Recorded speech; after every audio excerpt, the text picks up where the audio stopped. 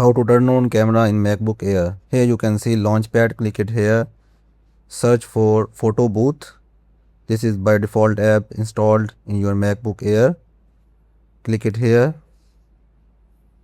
Here you can see red icon. If you want to take a photo, you can click here and photo will be captured.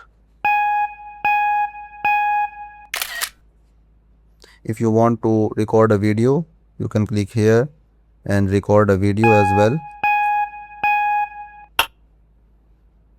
As you can see, if you want to access the photo and video, you can access it from here. If you want to turn on camera to allow access for the apps, you can simply go to here. Here you can see settings, system settings, click here.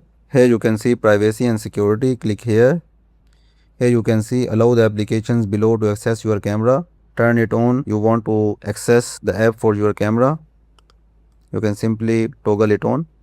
So this is it for this video. If you found this video helpful, hit the like button. If you have any questions, you can ask me in the comment section below.